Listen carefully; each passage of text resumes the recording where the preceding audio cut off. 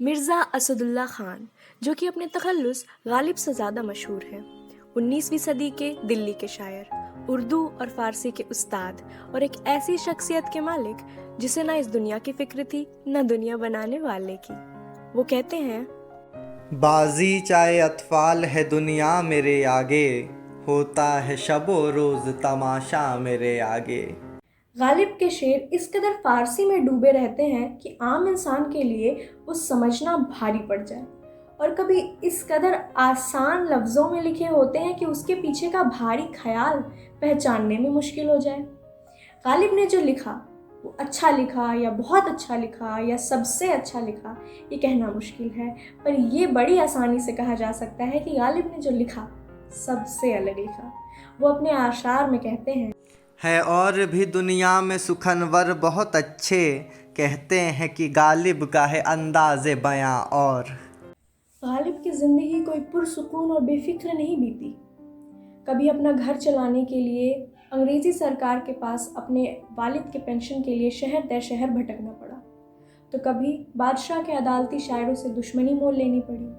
जहाँ अपने बच्चों की मौतें देख देख कर गालिब के आंसू सूख गए, वहीं गुर्बत और बेकारी के दिनों ने भी परेशान किया।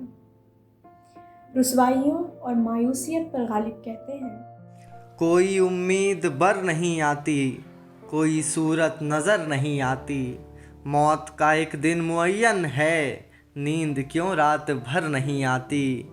आगे आती थी हाल दिल पे हंसी, अब किसी बात पर नहीं आती। मिर्ज़ा गालिब और मोहम्मद इब्राहिम ज़ौक़ दोनों की दुश्मनी मशहूर है। दोनों ही अव्वल दर्जे के शायर और हर जगह कांटे की टक्कर, और दुश्मनी भी वैसे ही।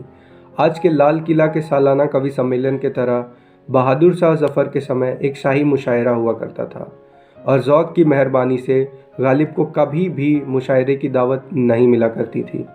एक किस्सा मेरे जहन में आ रहा है। जब ज़ौक़ अपने पैरोकारों की फ़ौज के साथ गालिब की गली से गुज़र रहे थे, तो गालिब ने उनकी फ़ौज को देखकर कहा, बना है शाह का मुसाहिब, फिरे है इतराता। ज़ौक़ आग बबूला हो गए। उन्होंने मन ही मन गालिब को सबक सिखाने की ठान ली और साजिशन उन्हें मुशायरे की दावत दे भेजी। गालिब को ज़ौक़ ने बादशाह के सामने वो गज़ल सुनाने को कहा जो उन्होंने ज़ौक़ की शान में लिखी थी। गालिब कुछ सोचकर बोले, बना है शाह का मुसाहिब, फिरे है इतराता, वगरना शहर में गालिब की आबरू क्या है।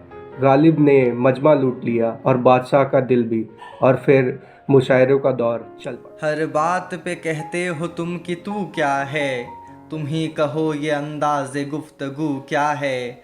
रगों में दौड़ते फिरने के हम नहीं कायल, जब आँख ही से न टपका तो फिर लहू क्या है।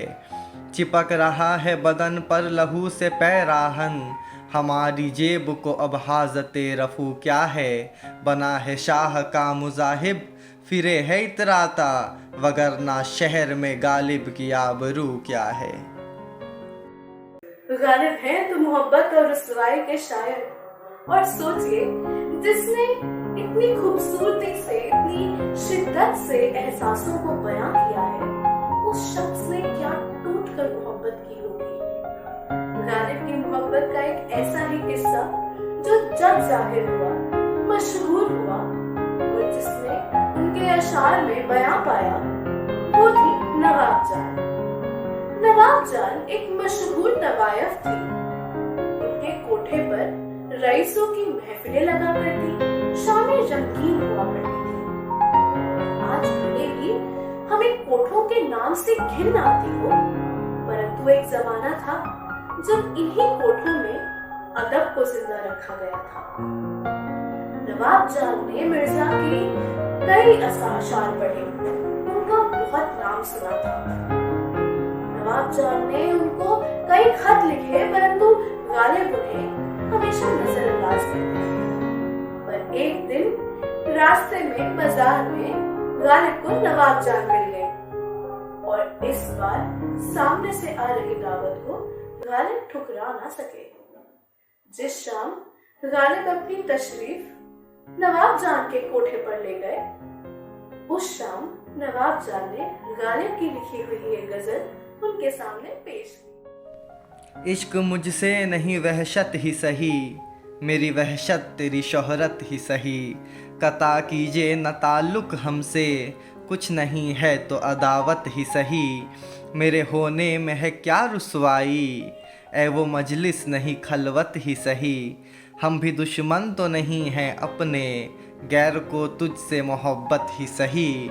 हम कोई तर्क वफ़ा करते हैं, ना सही इश्क मुसीबत ही सही।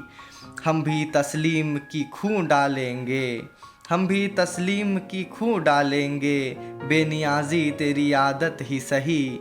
यार से छेड़ चली जाए असद, गर नहीं वस्ल तो हसरत ही सही।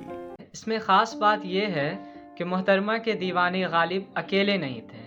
उनके रकीब का नाम था हातिम अली मेहर। इससे पहले कि इश्क के इस त्रिकोण का कुछ होता, नवाब जान का अचानक से इंतकाल हो गया। गालिब को नवाब जान के जाने का दुख तो था ही, पर वह यह सोचकर भी परेशान थे कि हातिम अली मेहर का क्या होगा, और यह बात सिर्फ और सिर्फ गालिब ही सोच सकते हैं।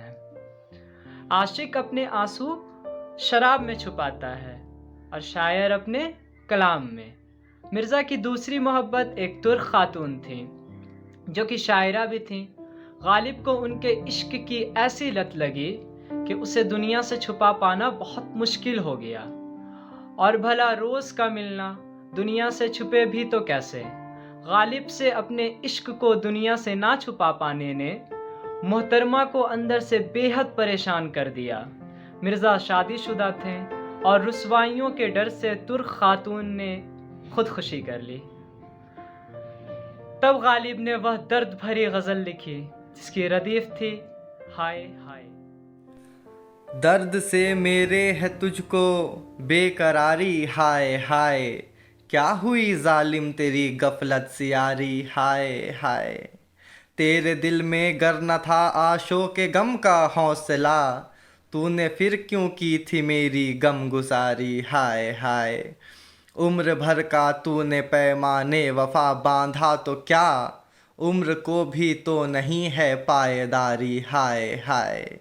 जहर लगती है मुझे आबो हवाए ज़िंदगी, यानी तुझसे थी इसे नासाजगारी हाय हाय।